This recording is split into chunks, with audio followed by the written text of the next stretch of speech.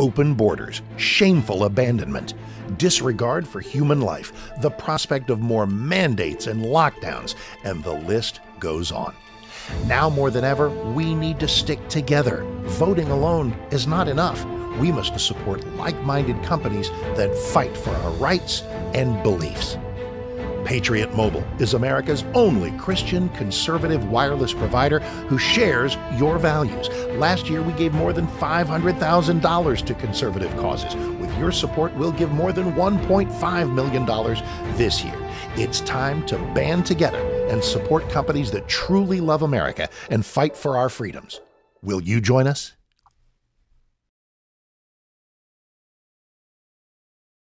Is Kentucky's Voice Radio, covering the latest state and local issues with Tom Fallbush, Bob Scott, and Jim Waters. And welcome everybody to Kentucky's Voice. I'm your host for the day, Andrew Cooperrider. Have an exciting show for you here, planned out for you. We're going to be discussing two Senate bills that have cleared committee so far in Kentucky. One good, one I think bad. So, you know, they're doing good things, doing bad things. It's a mixed bag. That's pretty typical. Also today, I will be dealing with your messages into the Kentucky Voice line as they come in. I do want to announce, thank you all. I had a goal to beat out Jim's record last week. I did win. I did beat out Jim. So, you know, put that in the official books in the back there, producer. That is not fake news. That is 100% accurate. After the show, I got in even more texts. So, you know, clearly I'm the better host. So, therefore, I have the record for the most amount of text during a show. But I will respond to your text throughout the show today, because the final segment we will be having on Tom and Bob. I believe they're having an interview discussion real quick during that segment.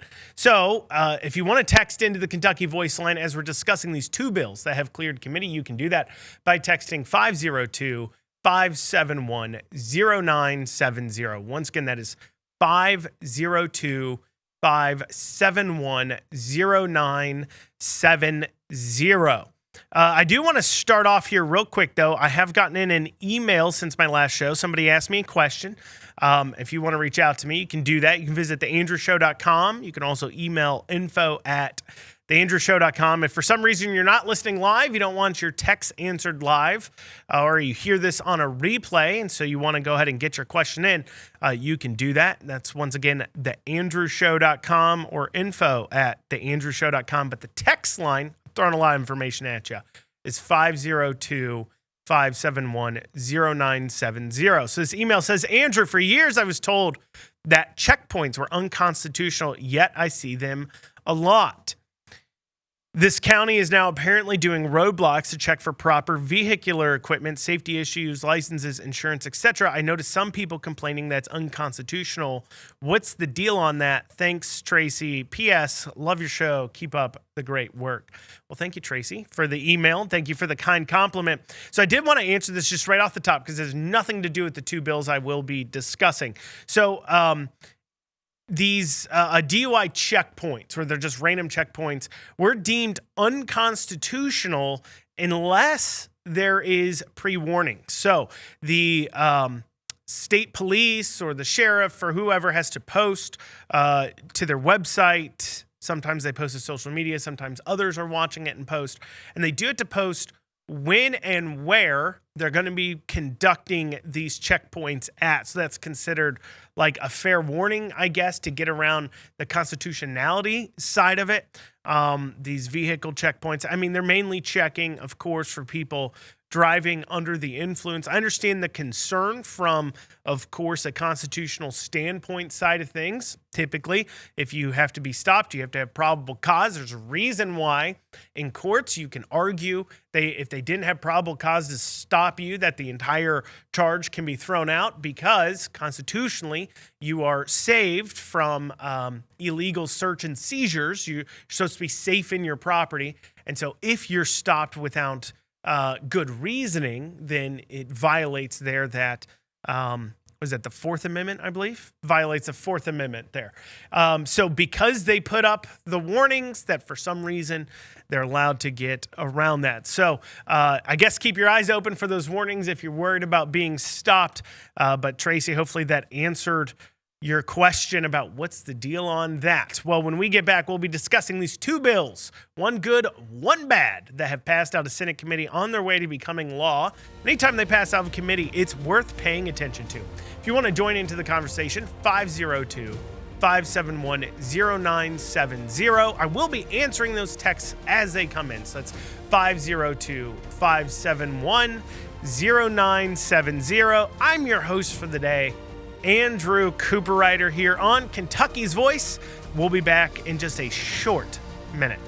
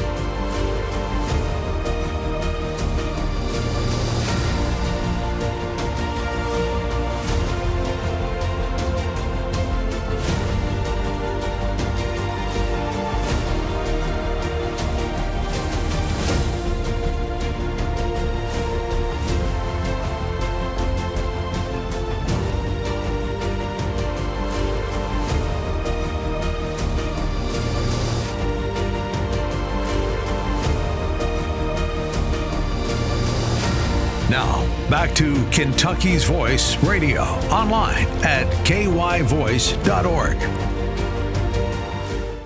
And you're back here on Kentucky's Voice. We'll be discussing two bills today, one good, one bad. I guess I'll start off with the good one. And if you want to voice your opinions on this, you can go ahead and shoot us over a text on the Kentucky Voice text line. That is, once again, 502. You know what? Put it in your phone. You stop driving, pull over to the side of the road if you're out there driving, and put this in your phone right now. The Kentucky Voice text line, 502-571-0970. So Kentucky property taxpayers. I know you're very excited to be property taxpayers. Everybody's excited to pay that property tax bill. Well, there is a new potential law moving through the Senate to give you a direct say over your property tax rates, at least a more direct say.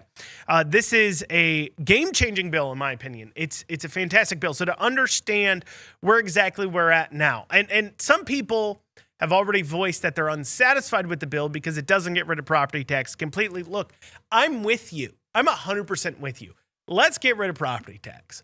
I don't even say that jokingly. Like, literally, it's ridiculous. It's horrible. It's high. The way it's calculated is ridiculous.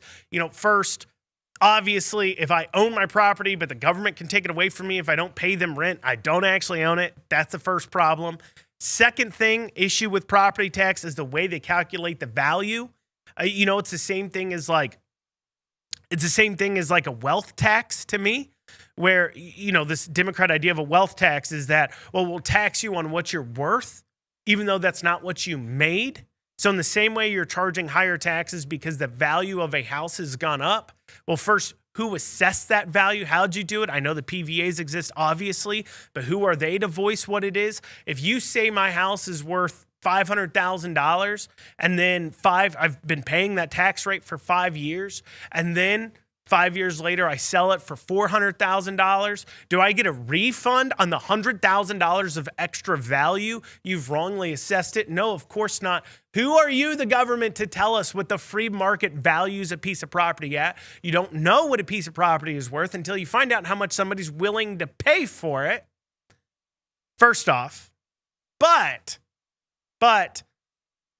that doesn't mean that we should just completely poo-poo any bill that makes the situation better, as long as just because it doesn't fully get rid of it, but does help hinder it. You know, in the same way, yes, I think property taxes are wrong, but if a bill passed that cuts my property taxes in half, I'm not going to complain about it. If a bill passes that freezes my property tax rate at a certain rate, I'm not going to complain about it. I'm not. So what is this bill? Well, it's Senate Bill 41. It's passed out of committee. Now, anytime a bill passes out of committee, that's a bill you really need to look at. That's a bill that has an actual chance to pass. You know, bills just sitting in committee on committees or just sitting unassigned to any committee, depending on where it's at, that isn't getting hearings, isn't getting votes within a committee, has it by this point, if it's not getting that kind of attention, it probably won't pass. It needs a lot of push. There may be a few more that kind of get that attention. But essentially speaking, if a bill is not getting committee hearings, it's not getting a movement. This has got a committee hearing. It's got a vote. It'll be voted on in the Senate, should be within the next few days, so it's worth looking at. And that's Senate Bill 41. Now, currently, how property tax rates work. So a taxing entity, your city, your county, your school district, that's the biggest one, your library, whoever it may be, they can this is the current law. They can increase taxes every year, year over year, up to 4% above the compensating rate. For those of you who don't remember the conversations we had during all the the property tax increases, the compensating rate is the tax rate to make your check stay the same. So for an example, easy math, if your current property is valued at $100 and you're taxed at 4%, your tax is $4. If your property value goes up to $200 the next year, the compensating tax rate would now be 2%, because that would make now the check you write still be $4. Does that make sense? Hopefully it does. So if they try to raise it over 4% over the compensating rate, so the check you write to these government entities raises by more than 4%, they can raise it up to 4%. If it goes beyond that, it becomes available for a referendum vote. But in order to get that tax increase onto a ballot for everybody to vote on, you have to collect hundreds, if not thousands, of signatures. You have to collect 10% of the voters within that district. So if it's a county, it's countywide. So you have to collect either 10% of registered voters' signatures, 10% of however many voted in the last presidential election. So within that county, 5,000 people voted in the last presidential election. You have to get 500 registered voters to sign on the petition to push, to create the referendum, to put the tax increase to a vote for all citizens, or 5,000 signatures, whichever's lower. So in Louisville, it'd be 5,000. You don't got to get like 10 or 20,000 or however many voted in the last presidential election in Jefferson County. So if you get the right amount of signatures, it can then be put on a ballot. It should be, but a lot of times these petitions that even are successful and even hit the correct number of signatures end up being sued or stopped in the courts. The taxing entity, the school district or the city or the county or who's ever imposing this new property tax will go to the courts and try to claim that the petition's invalid because they didn't collect enough information, or they didn't collect that, they didn't collect this. But assuming you can get past that, so really if you need to collect 500 signatures, you better collect 1,000. But assuming you can get past the court challenges, assuming you can collect up the certain number of signatures you had to collect up, and I believe you have 90 days. I believe it's 90 days or 45, one of the two. So you have a certain amount of days to collect up the signatures and put them forward for it to be then put onto the ballot for everybody to vote on, and it can be held as its own election or next election. That's how it currently is. What Senate Bill 41 does is it bypasses the entire petition process and simply says that if a taxing entity proposes over a 4% tax increase on property taxes, that immediately will go to the ballot for a vote. So instead of going through this entire petition process, instead of going through having to collect up the signatures, having to deal with the court cases, instead of dealing with all of that, it instead puts it right on the ballot. I'm sorry, guys. I got a little tickle here. That's very unprofessional. I haven't had to take a drink of water on air for some time. Anyway, so I've had a sinus issue. Anyway, so this puts it right on the ballot where you can directly now vote on it. I think that's absolutely fantastic. Now, it does have one exception, which is school districts' nickel taxes. Those are the only ones that still have to go through the old process. Now, the nickel tax is a specific school district tax that normally raises a nickel per 100. So it's not necessarily 5%. A lot of time it's more like a 10% tax increase. But that nickel can only be spent on specifically school facilities. Now, money's all fungible. So, if they're already spending X amount of their taxes on school facilities and then you put in a nickel tax, well, that just frees up then, more money out of your other tax money. So it's all fungible. It's kind of stupid that there's even this carve out in the first place. But for a special nickel tax that only goes towards school facilities. But that nickel tax still, it can still be referendum through the old system of collecting signatures to put it on a ballot for an actual vote. So this is like a really important bill. I cannot tell you how important this is and a game changer. There are tax increases this year that were as high as like 18% that went into effect in counties like Shelbyville, in counties like Jessamine County near Lexington. Those tax increases wouldn't have happened because of this bill. It's not just that, well, if they put it up, it would have went to a vote and then, the citizens may or may not have voted it down. How many tax increases will no longer happen as large? Where they're sitting there thinking to themselves, well, we want to raise taxes 8%. Instead of saying, well, we can try. And then if we try and it fails, if they may or may not get enough signatures together. And if they don't get enough signatures together, it can go on a ballot. But if they do get enough signatures together, well, we can withdraw the tax, or we can still, maybe we want to go to a vote or maybe we don't. Now, if they know for a fact that this is going to go onto the ballot for a question, if this passes, there are so many tax increases that just won't happen that normally would have. That's Senate Bill 41. You need to tell your legislators, vote for Senate Bill 41. We come back. I got a few texts I'll be responding to. If you want to get yours in on this topic, 502-571-0970. Once again, that is 502-571-0970. You are listening to Kentucky's Voice. We'll be back here in just a few short minutes. Are you ready to stand for truth? Kentucky is at a crossroads, and we need voices that won't back down. This is your moment to rise, speak up, and be part of a movement that's changing the narrative in the Commonwealth. Kentucky's Voice is calling on bold citizen journalists, fearless editors, and those unafraid to speak truth in the public square. Volunteer, intern, contribute. Scan the QR code or visit kyvoice.org to join the fight. This is more than media. This is your moment. You are Kentucky's voice.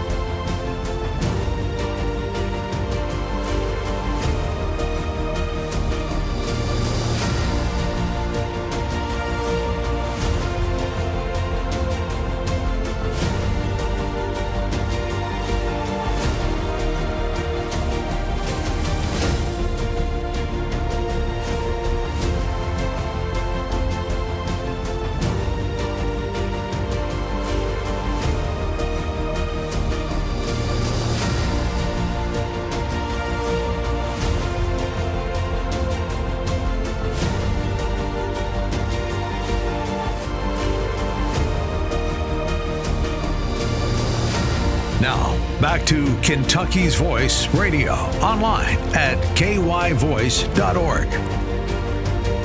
And you are back here on Kentucky's Voice. Last segment, we were talking about this game-changing bill, Senate Bill 41, which immediately moves all tax increases over 4% to be voted on by the electorate at large as a ballot referendum. The only thing exempt from that falls under the current law, which says you have to get petition signatures in order to bring forward the voting referendum, would be the school nickel tax. Not all school tax, it's just the school nickel tax. I want to make sure you guys understand that. I had a few questions from people about, does this apply to schools? Does it not? It applies to school tax increases other than the specific nickel tax, which is a tax increase that the money's earmarked only for school facilities. That can still be recalled, but you have to do the referendum process. Now, if you want to get in your questions, get in your comments. That's 502-571-0970. A few comments here. Somebody texted in, property tax is the ultimate slap to a free peoples. Yeah, property tax, as I started off at the top, property tax as a whole, is a problem to me. Because, and I said it at the beginning, you don't really own something, the government can at least take it away. And there's a few bills that can be done to greatly reduce this. Now, a lot of people would claim, well, without property tax, how would we fund this? How would we fund that? And if I could wave a magic wand, there's taxing changes, all kinds I would make. But obviously, we had to work our way there to a degree. I would rather just pass some constitutional amendments that does three things: gets rid of property tax, gets rid of income tax, and then to make up the difference. Not that all the difference has to be made up. That's the other thing. Every time you talk about cutting taxes, cutting these taxes, they're like, well, how would the government be funded? Well, maybe it could just not. Like, you talk about taxing, you talk about cutting taxes, they're like, but what would you replace the revenue with? Well, it's always an option to not replace the revenue. I mean, that's kind of the point. We're not saying, when we sit there and say we're being taxed too much, the correct response isn't, well, what would you replace the revenue with? It's that we need to cut all the taxes. It's like the dumbest comment people make. What would you replace the revenue with? I don't know. Nothing. Anyways, but I do understand that you would still need a process for funding certain things because a lot of their fundings right now come from the property tax. So that's where you'd maybe want to put in place the local option sales tax. So you do three things combined: get rid of property tax, get rid of income tax of any kind that includes occupational tax, put in place local option sales tax. I could go into a whole dissertation about why I think that'd be better for Kentucky, why it would save Kentucky taxpayer money, why the governments as a whole would actually be, I think, better funded at the same hand without having to raise our tax burdens. I've thought a lot about this. I could go into it if you guys really want me to, but putting that to the side, working our way there, though, if we can't get rid of property tax, there's a few simple things we could do. One of the things that I've always advocated for is getting rid of the ability to evict somebody due to failure to pay property tax. Now, you can put if you need to collect up the funds, you can put up a lien against the property, collections, whatever. If they go to sell the property, you can collect it then. But the idea that you can be evicted out of your home for not paying your property tax, to me, is the most egregious offense about the entire property tax system. It's not just that you have to owe the tax. It's that if you don't pay the tax, like one of the three essential things, food, water, shelter, your shelter gets taken away from you. That, to me, if our country was founded to protect life, liberty, and property, having the government have a function that says, if you don't pay me money, I can take it away from you, seems like an affront to that third thing and the first thing, because shelter is necessary for life, of course. A few other comments coming in here. Let's see. We've got this one here. What about the status of Senate Bill 51, property tax assessment value freeze for 85 plus homeowners and renters?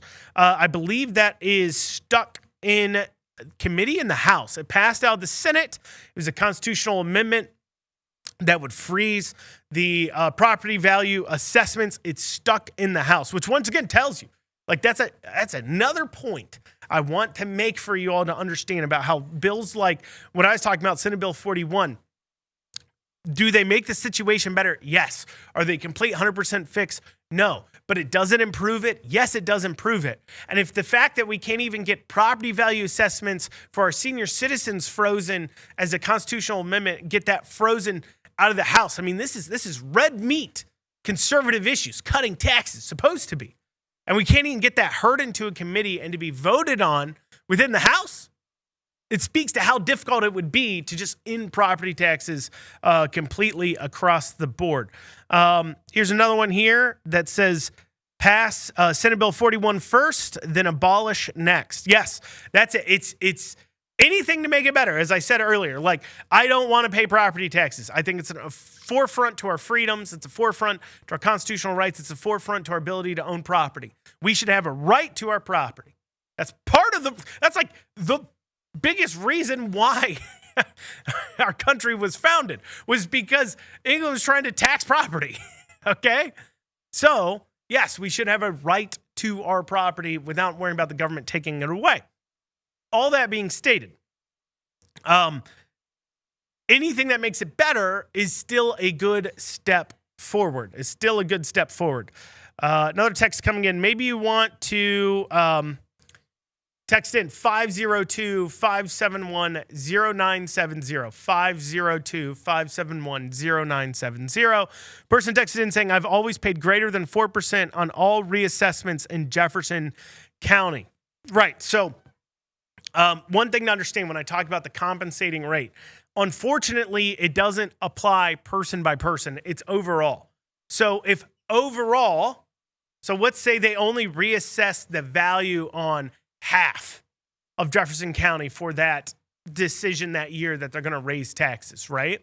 The compensating rate then is adjusted to where it would be equal revenue minus new property. So that's like new buildings, but equal revenue to prior year, equal revenue, right?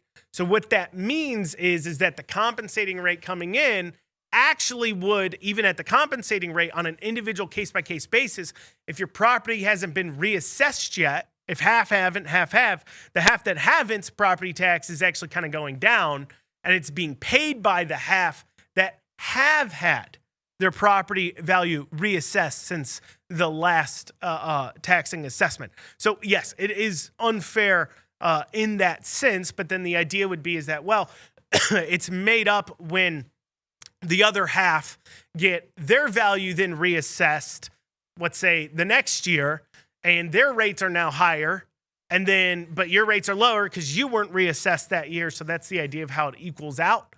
That's the process, at least the thought process. But regardless, now there was a fight over a giant Jefferson County Public School tax assessment that was like, is that like 5-6 years? Was it during 2020? I think it's during 2020, where they got together a petition. They got together enough signatures. I believe the Louisville Tea Party led the way. I think it was like 2019. I believe they led the way to get the signatures, but then it wasn't put forward to a vote on the ballot because of court actions to go into the petition, to invalidate the petition. That's why this is so big. That's why Senate Bill 41 is so huge, because that process of trying to invalidate it through the court system would be taken away. Literally right here in Jefferson County, if 41 was in place, 5-6 years ago or whenever that tax increase was, you would have gotten to vote on that massive increase rather than the courts deciding for you, even though you got enough signatures that, actually, you know what? It's invalid. It's invalid. Well, we're coming up on a break. When we get back, I'll continue working through your text messages and maybe get over to the bad bill I wanted to talk about. You can text in, though, 502-571-0970. Once again, that's 502-571-0970. That's our Kentucky Voice text line, so you can join into the conversation there. I'm your host for the day, Andrew Cooprider on Kentucky's Voice. We'll be back here in just a few short minutes, so make sure you are staying with us.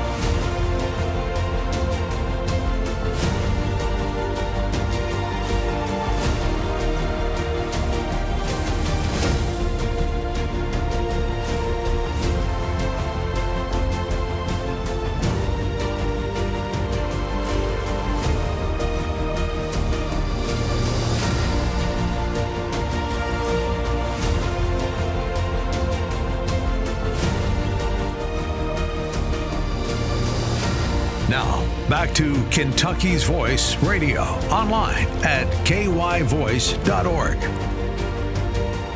And you're back on Kentucky's Voice. I'm your host for the day, Andrew Cooperrider. We've been talking about Senate Bill 41, game-changing bill within the Kentucky Senate. It's passed committee. It's moved on to a full vote. We want this bill to pass. If you want to call your legislator on the message line, the LRC message line, that is 1-800-372-7181. 1-800-372-7181. That is the legislative message line. If you want to call your state senator, your state house rep, tell them to support, tell them to make sure this passes, you call that number, you give them your address, and then you tell them what message you want to leave for your legislator, and they will do it. And trust me, they notice. If they get a lot of messages on something saying, yes, let it pass, then absolutely they will take notice. But I'm moving through some text messages people have sent in on our Kentucky Voice text line. You can send in yours, 502-571-0970. Obviously, people are fired up about property taxes, fired up about this bill. Like I said, is it perfect? Does it eliminate property taxes? No, that would be perfect. But it does help fight back against huge property tax increases by allowing citizens to put it to a vote. But going through the messages now, someone said, how would the government be funded? The founding fathers make it clear that the government should be limited. We're a long way from limited. Yeah, so they're referencing a comment. I think they're referencing a comment I made, I think in last segment, where every time we talk about property taxes and getting rid of them, somebody's like, well, what would you replace the revenue with? And my statement is, we don't have to. That's always an option. That's always a choice to be made. But regardless, I absolutely think that this idea that government should be limited, one of the limiters, and this is something that I think people don't get. See, the concept going to the federal government now, and I really don't talk about the federal government, but this is across the board. The concept that the founders had of the idea of fiat currency just wasn't considered at all by them. And why that's so important is because the founders always saw a limiter being how much money you have. For an example, you have something like eminent domain that's allowed within the Constitution that allows the government to take people's property for use by the greater good, but they had to be fairly compensated. Well, what would be the check on that? Well, the check on that would have been, how much money does the government have? It's limited because it can only take its money by taxing people. And of course, the founders thought, look, if you're taking everybody's money to the point where you can buy up everybody's property and force them to sell it to you, you're taxing too much. The government's going to be overthrown by the people. I mean, we just overthrew government for unfair taxing. Of course, other people would do the same, right? Right? Right? But then fiat currency became a thing where you could just print money, and that check of the government being limited in what it could do because of how much money it has kind of sort of went away to a large degree. And that funnels down into the states, where the states use that money up, get a lot of money from the federal government. We get, I believe this next budget is calling for us to bring in about $25 billion a year from the federal government. That's a fair amount of cheddar. Fair amount of cash. Going, though, to some other text messages we've got in. If you want to join into the conversation, 502-571-0970. 502-571-0970. Next message that came in is 6% sales tax statewide with food exemption is enough. The state is taking in a lot of money, and money's in was applied to services. Okay, so so I earlier on I talked about what I would do as like a taxing system. So without going too much into the numbers and analytical side of things, something you have to understand, even the quote unquote slimmest government programs, take something like food stamps or something else, has a administrative cost to it. So for an example, for food stamps, it's 20%. So they set aside, when they appropriate, let's say $100 billion for food stamps, they set aside $20 billion of that to pay for government employees to hand that money back out. This is at federal level, state level. And so if we use that as a general side of things, that 20% of all the money we're spending is being used to hand that money back out is through the administrative process. If there's a way to trim down on those administrative costs, you can literally tax at 20% less and yet net out to the same amount. And one of the things that the state does, and is a huge problem for the state, is the way we allow our local sales tax to state sales tax. It means that the state redistributes wealth, because the main source of revenue for most of these counties isn't the county governments, isn't property tax, but occupational tax, money they make off of the jobs in the area. Well, if you live in what's called a bedroom community county, where people live there but they don't work there, that means another county is making most of the money off this person, but yet when it comes to the services they need, police, fire, medical, trash, water, sewer, all those things, all of that's being delivered by their local government. And it means these rural counties, especially in eastern and western Kentucky, can struggle to make ends meet. They don't have a way to bring in that money, so they go to the state, and the state redistributes wealth out. Well, that redistribution of wealth takes percentages away, takes 20% away or so. So if we instead got rid of property tax and income tax of all kind, but allowed local option sales tax, the state could afford to drop their sales tax down to like 4%, but say, look, we're not going to redistribute wealth anymore. It's up to the local governments to do that. That would leave local governments 2% right off the bat that they could then apply to a local option sales tax. That would mean our net sales tax burden of 6% would stay the same. But now the counties are bringing in those funds off that 2% tax, and then the state's saying we won't redistribute wealth, but they don't have to as much, because the rural counties that have struggled under the occupational and insurance tax, property tax system, are now able to actually make money off the people living there and visiting their tourism areas, versus having to make money off of only the jobs that are created.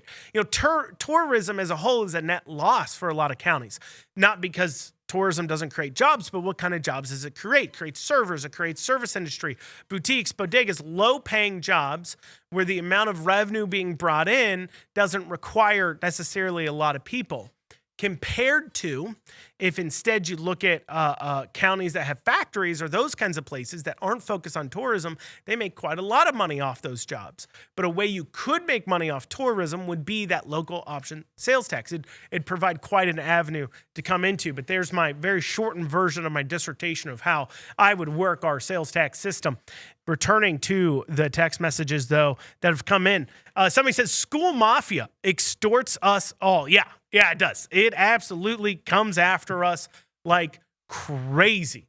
The way the schools just are constantly able to jack up the taxes. But part of the reason why is because people don't necessarily remove them. It's hard for people to, one, understand the information coming in from the schools. I mean, how many people pay attention to the school board if they don't have kids in the school, but yet it's voted on by everybody, but they're not paying attention to exactly everything that's going on. So the local news isn't reporting on all the extortion going on, and a lot of times they don't, especially if the schools manage to keep a good relationship with them. One of the biggest mistakes districts like JCPS and FCPS did was denying open records requests to local media, because that created a footing of adversarialness that led to some reporting that opened them up to attacks. But when you look at something like Jefferson County School Board, the district size, the districts of a Jefferson County School Board member is larger than that of a city council member, is larger than that of a state house rep. I believe it might even be larger than what a state senator has.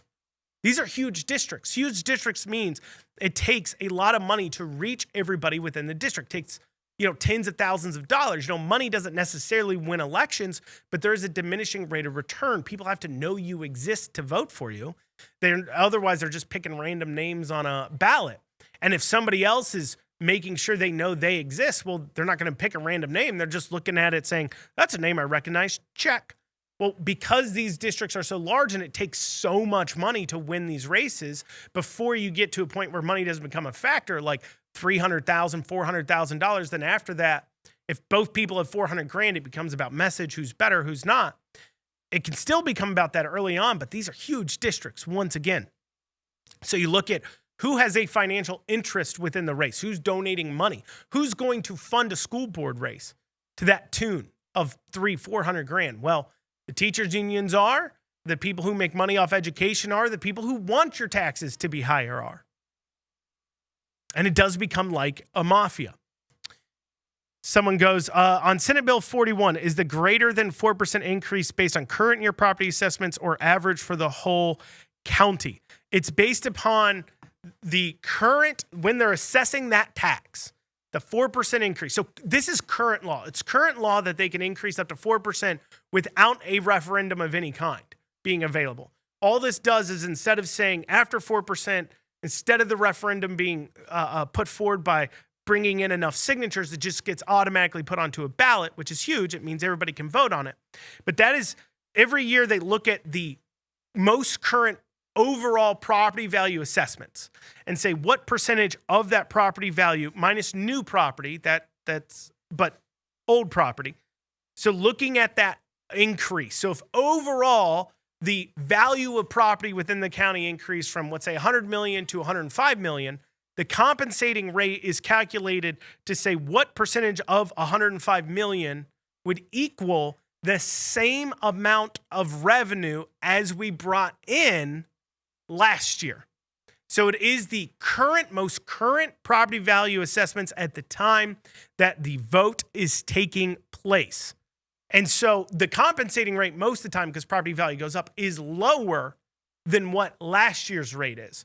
So and the example I gave was like the hundreds of dollars. So 4% of $100 is $4. $4 though is 2% of 200. So if $100 increases up to 200, well then that percentage would change from 4 to 2%. That would be the new rate considered the compensating rate. They can only increase over 4% over. Well, that's what I have time for today, but Bob and Tom will be here in the next segment, sitting down, learning some information about what's going on with healthy bodies. So there you go. So thank you all for listening. I will see you back here next Wednesday. Kentucky's Voice is your home for real news, real people, and real answers. But we can't do it without you.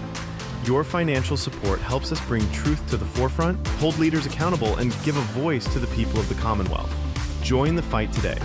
Give online at kyvoice.org or text KYVoice to 53555. Every gift makes a difference. Stand with us. Speak up. Stay strong. You are Kentucky's voice.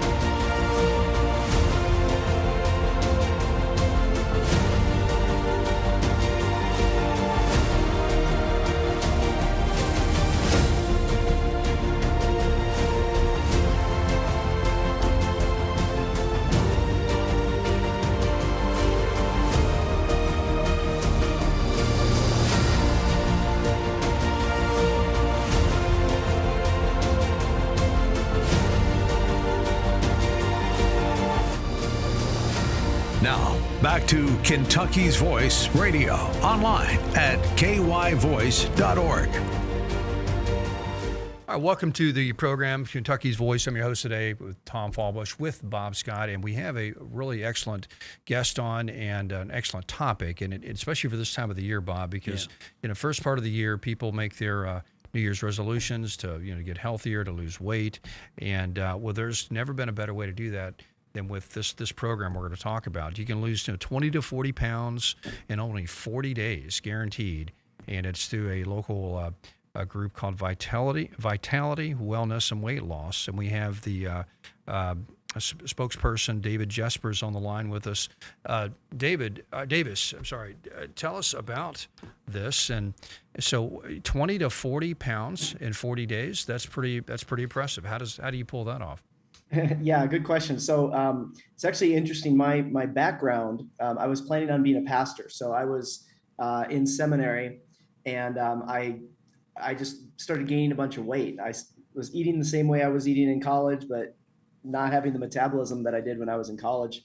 And I walked past a mirror and I found this I saw this extra fat roll under my arm, and I hated that. And so I decided I was going to do something. So I started counting calories, because that's, what people said to do. If you count calories and your calorie expenditure is more than what your intake is, then you'll lose weight. So I was like, okay, this sounds pretty simple. So I, for a year, ate between 800 and 1200 calories. I did that for a year, and I ended up losing 20 pounds. Now, if you go back and do the mathematically, based upon the calories, I should have lost 50.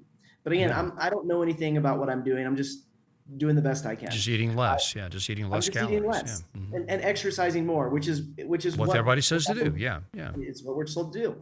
I then went on a cruise, and it was the first time I've ever been on a cruise, and I wasn't, I didn't drink alcohol. I don't like sweets. The only thing the only difference was I wasn't counting calories.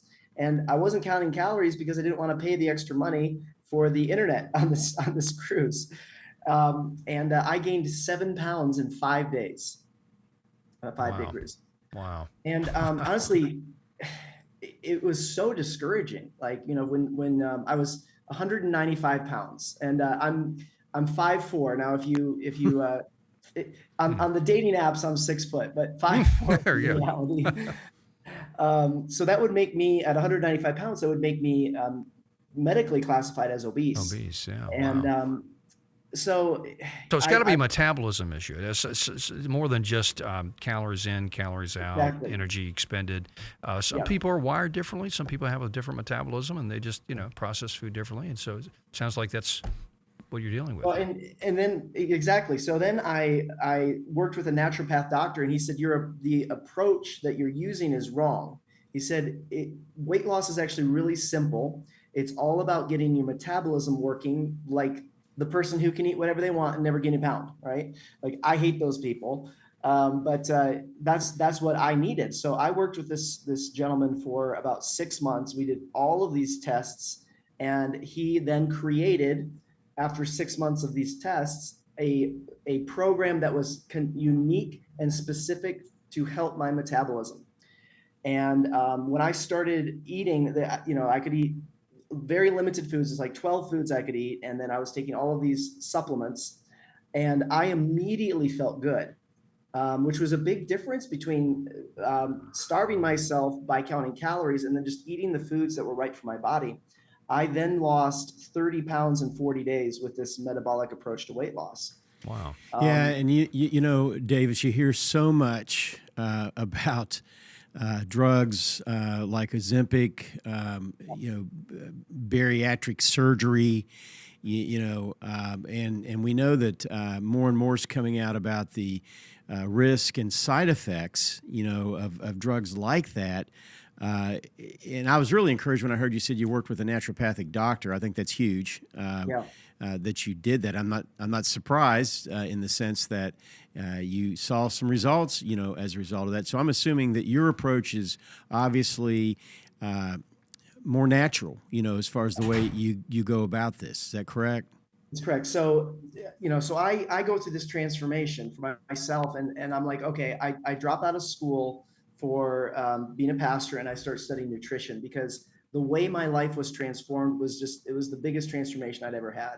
And it gave me this huge amount of confidence that I could do anything that I wanted to do. And I then get into like distance sports, and I start watching a guy named James Lawrence, and his nickname is the Iron Cowboy. And he is doing, at this time, this is 2015, 50 Ironman triathlons in 50 states in 50 days. And he actually did it, which is incredible. And I noticed like he was doing this bioscan that he kept on talking about. He would do one in the morning and he would do another one at night. So I did some research and I found the company that made this equipment, and I reached out to them and I said, is there some way we could take this equipment and apply it to metabolic function instead of sports performance? And they said, absolutely. You just need to program it with us. And so that's when I reached out to my friend, Dr. Perks. And I was like, hey, I need some help here in more of the deeper medical stuff. So then we worked together to program our first metabolic bioscan. It took us about a year to do. And then when we finished, Dr. Perks was like, well, before I can have any of my patients do this, I need to do it first. So then he was our first guinea pig, and he lost 32 pounds in 40 days. And because of the bioscanning technology now, what took 6 months and about $15,000 worth of all of these tests, we can now do at our offices in 17 and a half minutes. That's crazy. So, and all that with no exercise? Is that what you're saying? So no exercise. It's just all just measuring just scanning the body, understanding what it needs, what the right foods are, and just kind of dialing in just right from a diet standpoint. That's it. Is it? And here's the principle that we try to reinforce so people understand. When you focus on weight loss, you slow metabolic function. And it hurts your body's ability to lose weight in the future. That's why, for a year, I ate so few calories that my body's metabolism slowed down. Oh, okay. And then that's why I gained 7 pounds. When you had a bunch of extra food. days. Yeah, because your body's used. Yes, that makes perfect sense.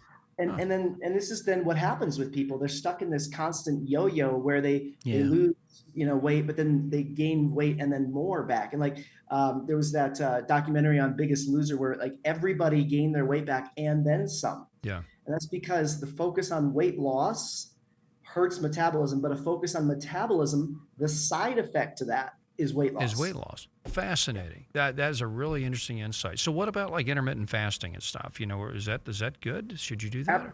Absolutely. So we incorporate intermittent fasting in part of what we do for our program. But intermittent fasting, like the way the body's insulin levels work and glucose, we're not meant to be eating 3 square meals a day. Right. Like that idea came about from the FDA trying to sell more food. Sell Cheerios. Yeah, exactly right. Yeah. That's right. It actually, you're supposed to eat like a meal or two a day, and you have like a big insulin spike, and then it comes back down. But like most Americans, we're like constantly eating. Yeah. So we have like a low grade insulin that causes obesity. Yeah, you're really onto something, Davis, because I have battled, on the health side, ulcerative colitis for many years. And recently I started more of an intermittent fasting where I'm doing now and have employed with great success what you're talking about, where I'm eating 1, maybe 2 meals a day. And it's within a defined window. It's my understanding you have a gift for our listeners, and I'd like for you to share that with them. I'm sure they're very interested in what you might have. Yeah. So pull out your phone. We do initial assessment is typically $300, but for the listeners of the show, we're going to give it to you for only $47. Oh, wow. So pull out your phone. It's really simple. You're going to hit #250 and then call. You're going to hear a recording and you're going to use the code word vitality. And then we're going to send you a text message with a link where you can then register for your $47 assessment that's normally $300. So #250, use the code word vitality, and we will send you a text message with that special. That's absolutely incredible. I just want to thank you for being on the program today. Really, what you've shared is fascinating. I know it's something I'm going to check out myself.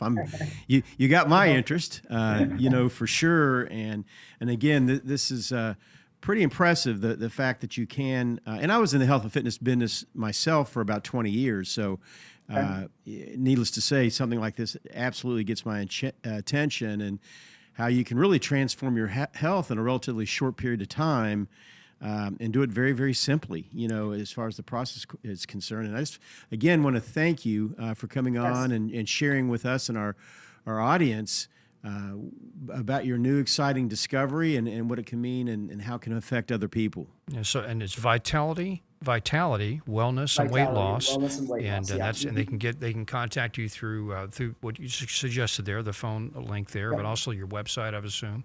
To get the special, just all listeners just dial #250 and then use the code word vitality, and then we'll send you a link. That's the best way to do it.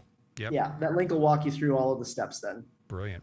Good deal. Davis, thanks for being on the show today. Really appreciate your time and great work, because a lot of people need this, and I know I need it, Bob, but we can all use it. So I'm going to buy a scan tomorrow. So here we go. Okay. All right. Thanks, Davis. Talk to you soon. Awesome. I appreciate it.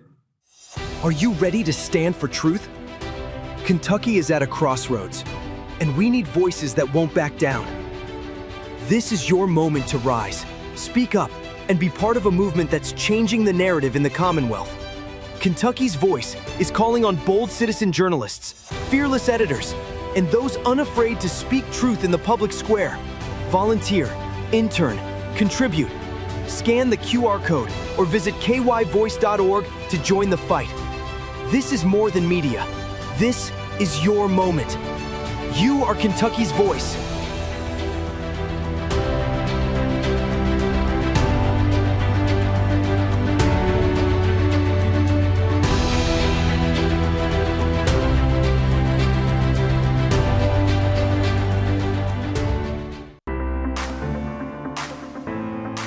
Kentucky's Voice is your home for real news, real people, and real answers. But we can't do it without you. Your financial support helps us bring truth to the forefront, hold leaders accountable, and give a voice to the people of the Commonwealth. Join the fight today. Give online at kyvoice.org or text KYVoice to 53555. Every gift makes a difference. Stand with us. Speak up. Stay strong. You are Kentucky's voice.